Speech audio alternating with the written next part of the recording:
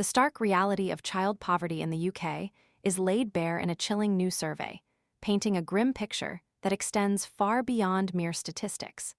A recent study encompassing over 14,000 school staff, unveiled at the National Education Union's annual conference in Harrogate, reveals a deeply concerning trend. Schools are increasingly becoming the unlikely providers of basic household necessities for their students. This isn't a marginal issue. It's a crisis unfolding in classrooms across the nation. The survey's findings are particularly alarming for teachers in disadvantaged areas.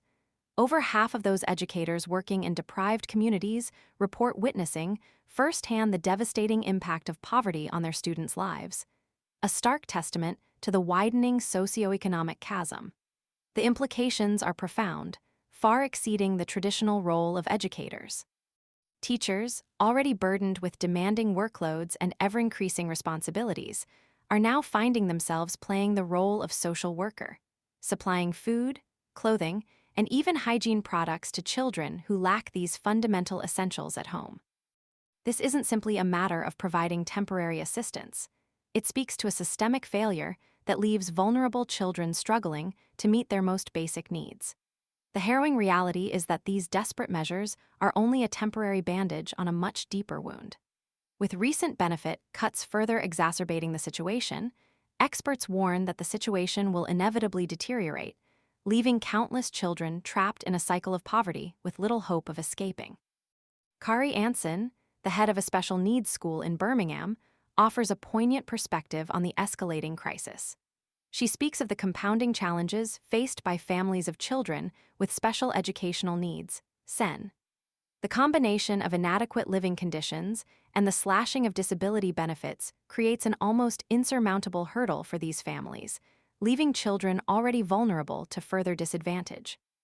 Anson's testimony underscores the human cost of these cuts, highlighting the devastating ripple effect on the most vulnerable members of society. The sobering statistics paint a stark picture of the scale of the problem.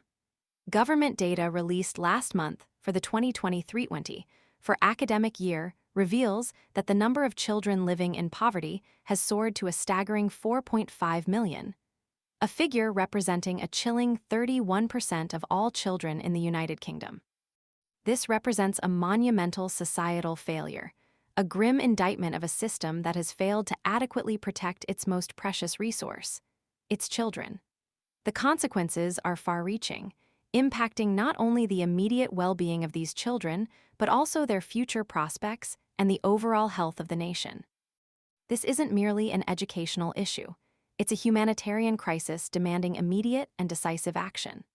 The survey's findings serve as a wake-up call, highlighting the urgent need for comprehensive policy changes to address the root causes of child poverty and to ensure that every child has the opportunity to thrive, regardless of their socioeconomic background. The time for complacency is over. The time for action is now. The future of a generation hangs in the balance. The question is, will we rise to the challenge and provide the support these children desperately need, or will we allow this crisis to fester and deepen, condemning countless children to a life of hardship and disadvantage? The answer will determine the kind of society we leave behind.